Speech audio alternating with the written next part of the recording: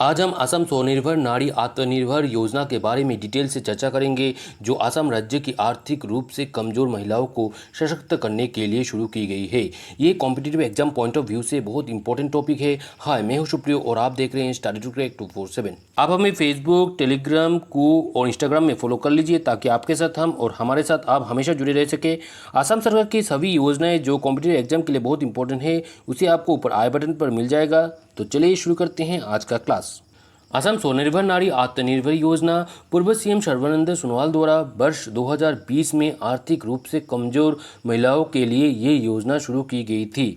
यह योजना राज्य सरकार के विभिन्न विभागों और मिशनों की योजना के साथ मनरेगा मतलब Mahatma Gandhi national rural employment generation act के तहत लागू की जाएगी। नीड ऑफ असम स्वनिर्भर नारी आत्मनिर्भर स्कीम। कोविड-19 महामारी के कारण असम की वर्तमान महिलाओं की स्थिति दिन ब दिन बहुत खराब होती जा रही है। वे असहाय, बेघर और कुछ इस स्थिति के कारण उत्पीड़न का शिकार हो रही है। उनकी स्थिति में सुधार के लिए असम सरकार ने असम स्वनिर्भर नारी आत्मनिर्भर योजना शुरू की है। इस योजना के तहत राज्य की महिलाओं की बिगड़ती स्थिति में सुधार के लिए विभिन्न प्रकार के कदम उठाए जाएंगे। ऑब्जेक्टिव ऑफ असम स्वनिर्भर नारी आत्मनिर्भर स्कीम। इस योजना का मूल उद्देश्य क्या है, देख लेते हैं। इस योजना का मूल उद्देश्य फाइनेंशियली डिसएडवांटेज कैटेगरी के महिलाओं को सशक्त बनाना, विभिन्न प्रकार के अपॉर्चुनिटीज प्रदान करके असम की महिलाओं के जीवन स्तर में सुधार करना। इस योजना के तहत पहले चरण के दौरान 4 लाख से अधिक परिवार लाभान्वित होंगे।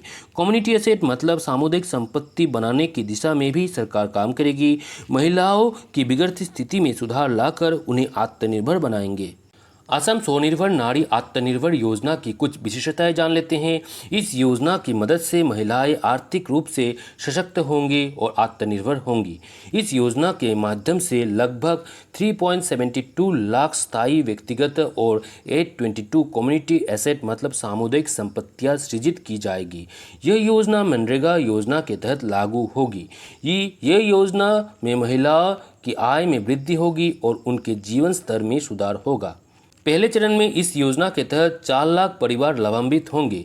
इस योजना के तहत राज्य की महिलाओं को विभिन्न प्रकार के रोजगार के अवसर भी प्रदान किए जाएंगे। इस योजना के तहत पंचायतों को फाइनेंशियल एड और असिस्टेंस भी प्रदान की जाएगी। केवल असम के नागरिक ही इस योजना का लाभ ले सकेंगे। Reward under the scheme. इस योजना के तहत पुरस्कार पहले 3 सर्वश्रेष्ठ प्रदर्शन करने वाली प्रत्येक पंचायतों को 3 लाख, 2 लाख और 1 लाख रुपए की राशि से सम्मानित किया जाएगा। इस योजना को पाने के लिए क्या क्या एलिजिबिलिटी रहना पड़ेगा? इस योजना को आवेदन करने के लिए आवेदनकारी असम का स्थायी निवासी होना चाहिए, मतलब दूसरे राज्य के स्थायी निवासी इसे अप्लाई नहीं कर सकेंगे। सिर्फ महिलाएं इस योजना को आवेदन कर सकेंगे। चलिए इस योजना को आवेदन करने के लिए क्या क्या आवश्यक डॉक्यूमेंट चाहिए, इसे भी देख लेते हैं। इस योजना के लिए आवेदनकारी के पास Aadhaar card, ration card, bank account detail, resident certificate, income certificate, passport size photograph और मोबाइल नंबर होना चाहिए। इस योजना से जुड़े कुछ इंपॉर्टेंट पॉइंट्स जो आने वाले कॉम्पिटिटिव एग्जाम में आ सकते हैं, जैसे स्वनिर्भर नारी आत्मनिर्भर योजना असम राज्य से शुरू किया गया है। इसे 2020 में लॉन्च किया गया था। इसे आवेदन करने के लिए आवेदक असम का स्थायी निवासी होना चाहिए। इसे सिर्फ आर्थिक रूप से कमजोर महिलाएं ही आवेदन कर सकेंगे। ये योजना मनरेगा के तहत लागू की जाएगी। पहले चरण में इस योजना के तहत 4 लाख परिवार लाभान्वित होंगे।